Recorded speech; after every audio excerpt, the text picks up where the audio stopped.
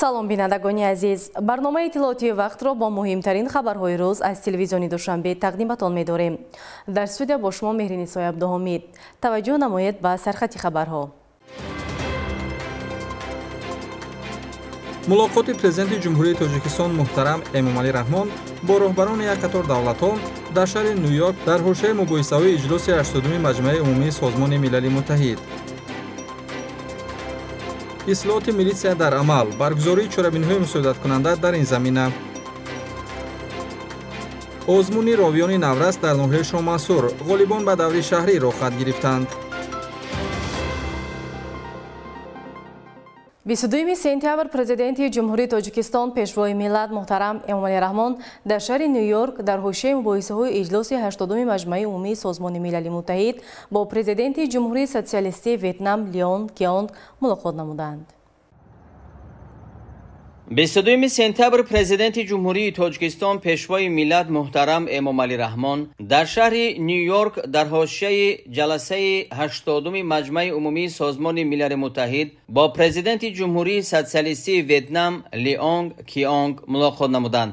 сарвари давлати мо муҳтарам эмомалӣ раҳмон изҳор доштанд ки тоҷикистону ветнамро новобаста аз мавқеи ҷуғрофӣ анъанаҳои деринаи дӯстӣ ва ҳамкорӣ пайванд менамояд. таъкид гардид ки ду кишвар барои таъмини оромию субот ба хотири рушду пешрафт манфиатҳои умумӣ ва талошҳои муштарак доранд ва ба арзишҳои сулҳу дӯстӣ ва ҳамкорӣ арҷ мегузоранд. барои рушди фаъоли ҳамкорӣ ва таҳкими муколамаи сиёсӣ пешниҳод гардид ки вазоратҳои корҳои хориҷии ду кишвар барои андешидани чораҳои муассир вазифадор карда шаванд. дар ин замина таҳкими ҳамкории байни парлумониву байниидорӣ зарур шумурда шуд. ҷонибҳо аз имконоти мавҷудаи рушди муносибатҳо ёдовар шуда пешниҳод намуданд ки талошҳо барои истифодаи босамари онҳо ба нафъи мардумони ду кишвар бештар гардонда шаванд. ба афзуnnамоии ҳаҷми гардиши молу маҳсулот миёни ду кишвар рушди ҳамкорӣ дар соҳаҳои саноат, хусусан навсозӣ, технологӣ, соҳаи саноати сабук ва кишоварзӣ таваҷҷӯҳи зиёд зоҳир гардид.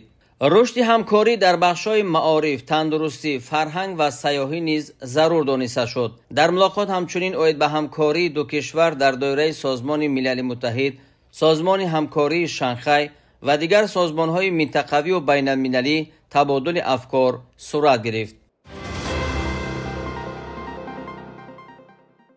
22 сентябр президенти ҷумҳурии тоҷикистон пешвои миллат муҳтарам эмомалӣ раҳмон дар шаҳри ню-йорк дар ҳошияи мубоҳисаҳои иҷлоси 80-уми маҷмӯъаи умумии созмони милали муттаҳид бо президенти ҷумҳурии Португалия муҳтарам Марселу Ребелу де Соуза мулоқот намуданд.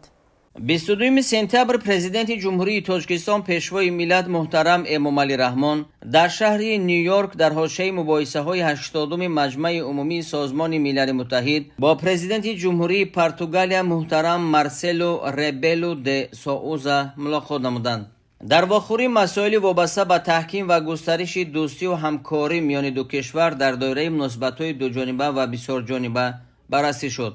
мо раванди рушди робитаҳои ҳамкории тоҷикистону португалияро дар доираи иттиҳоди аврупо мусбат арзёбӣ намуда хоҳони тавсеяи онҳо дар қолаби дуҷониба низ ҳастем, изҳор доштанд дар оғози суҳбат сарвари давлати мо муҳтарам эмомалӣ раҳмон. таваҷҷӯҳи зиёд ба тавсеяи муколама ва тамосҳои сиёсии байнидавлатӣ дар сатҳҳои гуногун, тақвияти заминаи қарордодию ҳуқуқии робитаҳо ва густариши ҳамкории тиҷоратию иқтисодӣ ва сармоягузорӣ зоҳир гардид. таъкид гардид ки истифода аз захираҳои фаровони табиӣ ва башарии тоҷикистон аз ҷумла манбаъҳои энергияи сабз, маъданҳои нодир ва дар якҷоягӣ бо технологияҳои пешрафтаву сармояи Португалия метавонад ба нафъи ҳарду кишвар хизмат намояд. ҳамкорӣ дар бахшҳои башарӣ аз ҷумла маориф, тандурустӣ, фарҳанг, сайёҳӣ ва табодули устодону донишҷӯ низ дорои имконоти фароғ арзёбӣ гардид. гуфтугӯи судманд ҳамчунин доир ба таҳкими ҳамкорӣ дар чаҳорчӯби созмони милали муттаҳид, иттиҳоди аврупо, созмони амният ва ҳамкорӣ дар аврупо ва дигар созмонҳои байналмилалӣ аз ҷумла атрофи мавзӯъҳои вобаста ба обу иқлим ва пуштибонӣ аз сулҳу субот дар ҷаҳони пешгӯинашавандаи имрӯза сурат гирифт. 22 сентябр президенти ҷумҳурии тоҷикистон пешвои миллат муҳтарам Эмомалӣ Раҳмон дар шаҳри Нью-Йорк дар ҳошияи мубоҳисаҳои иҷлоси 80-уми маҷмӯи умумии Созмони Милали Муттаҳид бо дабири кулли Созмони Милали Муттаҳид Антонио Гутерриш мулоқот намуданд. 22 сентябр президенти ҷумҳурии тоҷикистон пешвои миллат муҳтарам Эмомалӣ Раҳмон дар шаҳри Нью-Йорк дар ҳошияи мубоҳисаҳои 80-уми маҷмӯи умумии Созмони Милали Муттаҳид бо дабири кулли Созмони Милали Муттаҳид Антонио Гутерриш мулоқот намуданд. дар вохӯри раванди ҳамкории гуногунҷанба ва пурсамари Тоҷикистону Созмони Милали Муттаҳид баррасӣ шуд. тавре таъкид гардид авҷ гирифтани мухолифатҳои геосиёсӣ, таҳдидҳои амниятӣ, даргириҳои мусаллаҳона, терроризм ва ифротгароӣ, буҳронҳои иқтисодиву молиявӣ ва ноамнии озуқаворӣ идомаи босамари ҳамкории муассирро тақозо менамояд. доир ба татбиқи рӯзномаи 2030 оид ба рушди устувор ташаббуси Созмони Милали Муттаҳид 2 диди дабири кул оид ба низоми муосири Созмони Милал ва ислоҳоти фарогири он тибқи барномаи Созмони Милали Муттаҳид 80 ташаббуси дабири кул оид ба низоми огоҳии бармаҳал барои ҳама ва иқдомҳои дар сатҳи ҷаҳонӣ қабулшудаи Тоҷикистон аз ҷумла доир ба ҳалли масоили обу иқлим, ҳифзи пиряхҳо ва мубориза бо терроризму ифротгароӣ гуфтугӯи судманд сурат гирифт. бо таассуф зикр гардид ки то соли 2030 танҳо 35% ҳадафҳои рушди устувор татбиқ мегарданд. ба таъкиди сарвари давлати мо муҳтарам Эмомалӣ Раҳмон барои дастрасии васеъ ба ин ҳадафҳо истифодаи муассир аз технологияҳои рақамӣ аз ҷумла зеҳни сунъӣ муҳим мебошад. таваҷҷӯҳи зиёд ба омодагӣ ба конфронсҳои оби Созмони Милал 2026 ва 2028 ки дуввумӣ дар шаҳри Душанбе баргузор хоҳад шуд зоҳир гардид. ҳамчунин тақвияти ҳамкорӣ барои бартарафсозии таҳдиду хатарҳои вобаста ба терроризму ифротгароӣ, низоъҳои мусаллаҳона дар минтақаҳои гуногуни ҷаҳон ва дарёфти роҳҳои сиёсию дипломатии ҳалли онҳо зарур дониста шуд.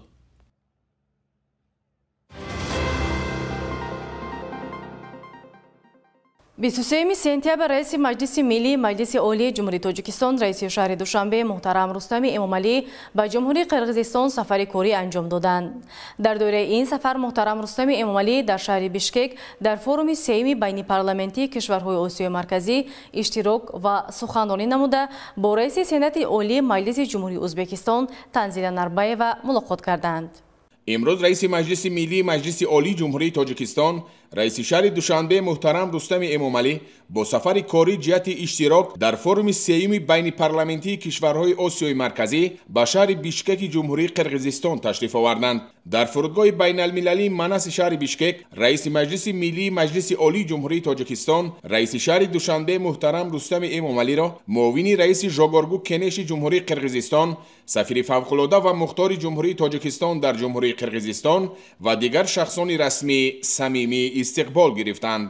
дар шаҳри Бишкек раиси Маҷлиси Миллии Маҷлиси Олии Ҷумҳурии Тоҷикистон раиси шаҳри Душанбе муҳтарам Рустами Эмомалӣ дар форуми сеюми байнипарламентии кишварҳои Осиёи Марказӣ иштирок ва суханронӣ намуданд. маврид ба зикр аст ки моҳи июли соли 2022 зимни вохӯрии чоруми машваратии сарони давлатҳои Осиёи Марказӣ бо мақсади таҳкими ҳамкории амалии мақомоти намояндагӣ ва қонунгузори кишварҳои Осиёи Марказӣ ва рушди минбаъдаи робитаҳои мутақобилаи минтақавӣ ва шарикии стратегӣ баргузории форуми байнипарламентии кишварҳои Осиёи Марказӣ ба мувофиқа расида буд. форумҳои қаблӣ дар шаҳри Туркистони Ҷумҳурии Қазоқистон ва шаҳри Хиваи Ҷумҳурии Ӯзбекистон доир гардида ба таҳкими ҳамкории байнипарламентӣ ва тавсияи муколамаи минтақавӣ мусоидат намуданд. зимни суханронӣ муҳтарам Рустами Эмомалӣ зикр намуданд ки баргузории мунтазами форуми мазкур нишонаи эҳтиром ба арзишҳои ҳамгироии минтақавӣ ва ифодаи талоши устувори кишварҳои минтақа дар роҳи таҳкими эътимод, муколама ва ҳамкорӣ бар нафъи мардумони Осиёи Марказӣ мебошад. бо қаноатмандӣ зикр гардид ки минтақаи Осиёи Марказӣ ба шарофати сайъу талошҳои созанда ва сиёсати пайгиронаву босуботи сарони давлатҳои он имрӯз тадриҷан ба минтақаи ҳамкорӣ барои ҷонибҳо судманд табдил меёбад.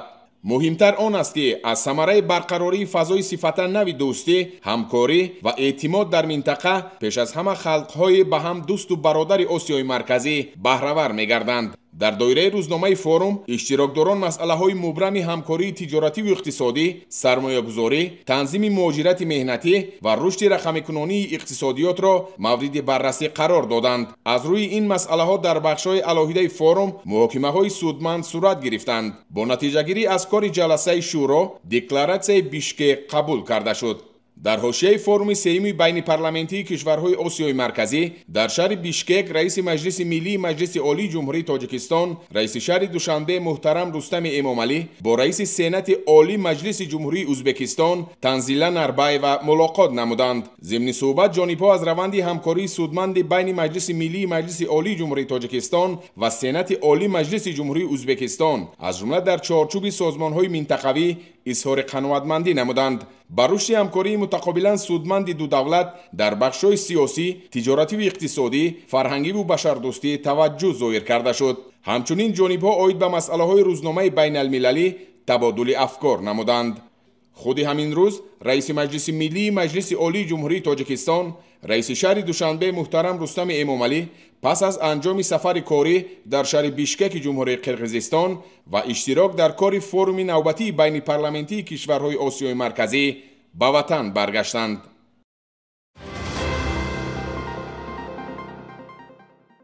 با مقصد در سطح بلند تشکیلی و بدیهی تجلیل نمودن روز زبان دولتی جمهوری تاجیکستان و گرامی داشت زبان دولتی قرار رئیس شهر دوشنبه درباره تجلیل روز زبان دولتی جمهوری تاجیکستان در شهر دوشنبه به امضا رسیده است. در این زمینه نقشه چاره‌بینی‌های مقامات اجرایی حکومت دولتی شهر دوشنبه عاید به آمادگی و تجلیل روز زبان دولتی جمهوری تاجیکستان تصدیق شده است. معاون یکم، معاونان رئیس شهر دوشنبه، رهبر دستگاه رئیس شهر دوشنبه، رئیسان ناحیه‌های شهر، رهبران واحدهای ساختاری دستگاه رئیس و مقامات اجرایی حکومت دولتی شهر دوشنبه وظیفه‌دار شدند که اجرای سریع و با صفت نقشه چاره‌بینی‌های مذکور را تامین نمایند. در نزد ریاست وزارت کارهای داخلی جمهوری تاجیکستان در شهر دوشنبه شورای جمعیتی عاید به مساعدت جامعه شهروندی به اصلاحات میلیسیا فعالیت می‌کند. یک بخش فعالیت این شورا تشکیل حسابدهی ناظران منطقوی با ساکنان منطقه خدمتی میباشد. چاره‌بینی نوبتی دایر به این مسئله در تالار مؤسسه تأسیسات میانه عمومی رقم 32 ناحیه سینوی شهر دوشنبه برگزار شد. گزارش همکارانمان در این باره. جلب جامعه شهروندی برای حل یک قطار مسائل مهم در بخش و ساحه‌های گوناگون امر ضروری و طلبات زمان میباشد. محض با درک همین پهلوی مسئله در نزد ریاست وزارت کارهای داخلی جمهوری تاجیکستان در شهر دوشنبه شورای جمعیتی عاید به مساعدت جامعه شهروندی به اصلاحات میلیسیا تشکیل شده است که حالا در چند سمت کار و فعالیت دارد. اعضایان در همکاری با مقامات میلیسیای پایتخت برای بهتر گردیدن فعالیت ساحه و بیشتر گردیدن همکاری اهالی با میلیسیا منتظم تدبیر چاره‌های مؤثر را روی دست میگیرند.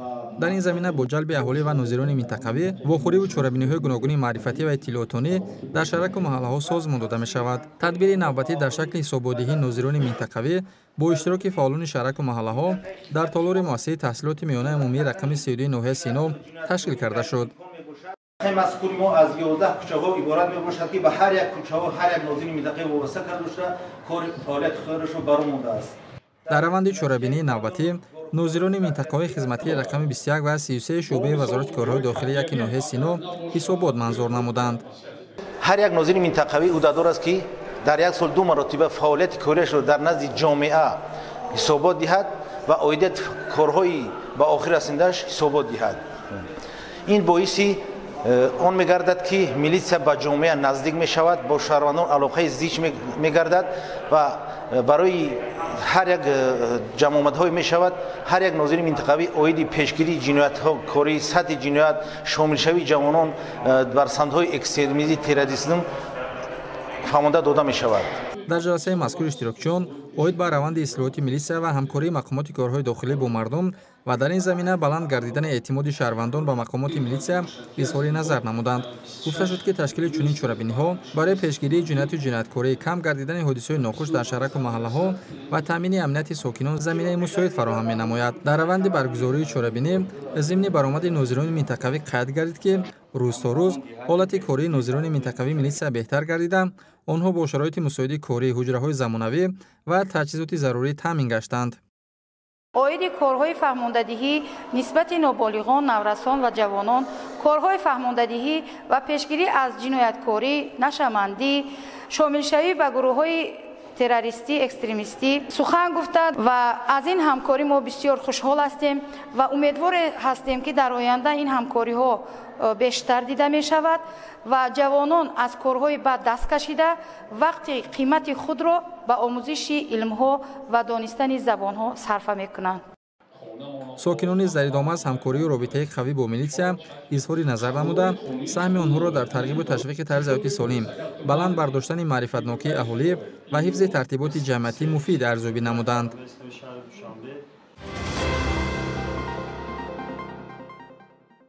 در طور مؤسسه دولتی مرکزی تحصیلاتی لاواگی ناحیه شاه منصور شهر دوشنبه دوره ناحیوی آزمون بهترین راوی نورس 2025 تشکیل و برگزار گردید. گزارش نوبتی در این خصوص.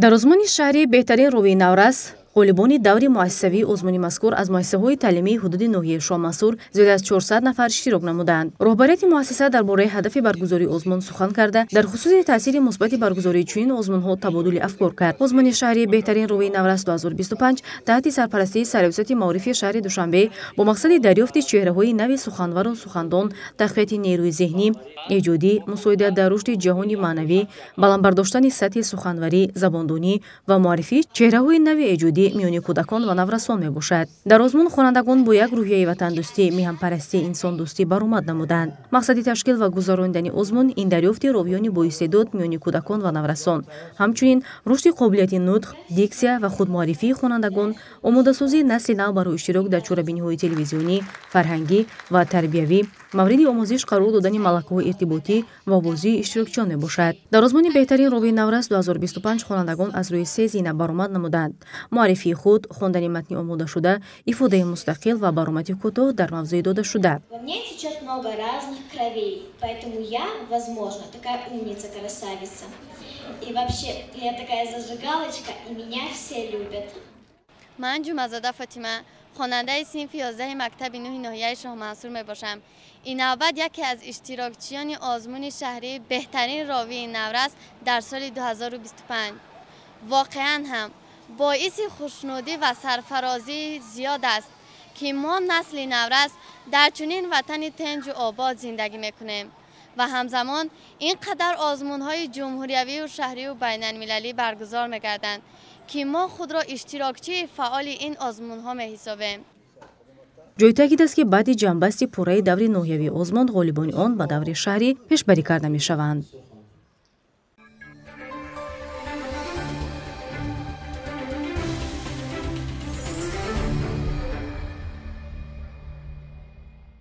اکنون توجه نمایید به صحیفه ورزشی برنامه. دسته منتخب فوتزال تاجیکستان در بازی اول مرحله انتخابی جام آسیا 2026 با حساب بزرگ 10-2 مقابل مکاو غلبه به دست آورده بود. هم اکنون بازی دومی خویش را با حساب 7-1 مقابل کامبوجا انجام داد. به شرح بیشتری خبر توجه نمایید.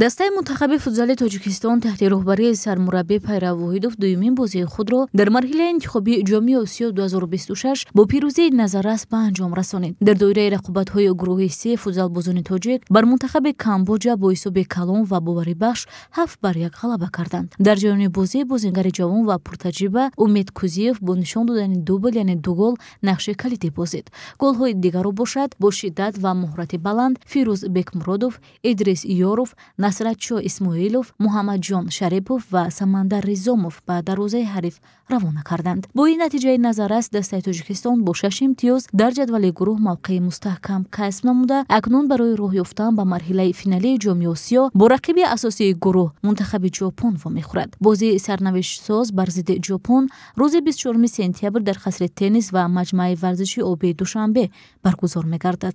оғози бозӣ соати 20 муқаррар шудааст. ин рақобат барои ҳарду даста аҳамияти калон дорад, чун пирӯзӣ дар он метавонад мустақиман роҳхат ба марҳилаи ниҳоии мусобиқаи қитъавиро дарёфт намояд. ҳамдастони Пайрав Воҳидов дар ду бозии аввал ҳунари болои тактикӣ ва ҳамоҳангии ҷолиб нишон доданд. мухлисон ва коршиносон умед доранд ки баромади мунтахаби Тоҷикистон дар бозии оянда низ пурифтихор хоҳад буд.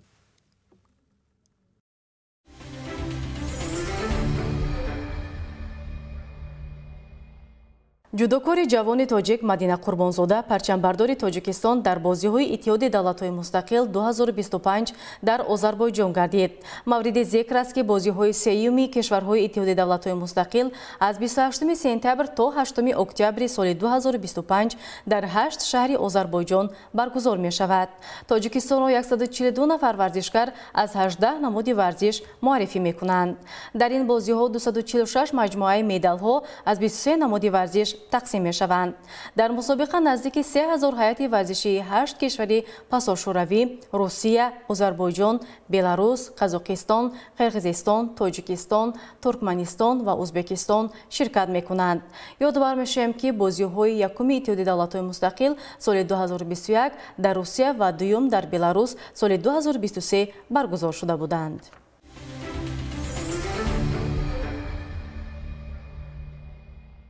таваҷҷӯҳ намоед ба як эълон.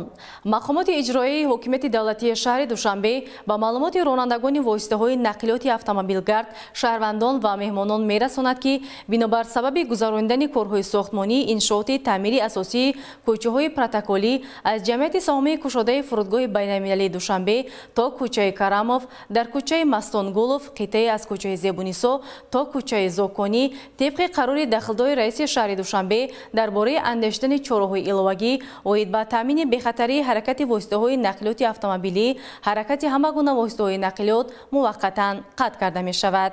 аз ин лиҳоз аз ронандагони воситаҳои нақлиёт, шаҳрвандон ва меҳмонон хоҳиш карда мешавад ки талаботи аломатҳои роҳ ва дигар нишонаҳои гузошташударо риоя намуда аз роҳҳои ҳамшафати он истифода намоянд.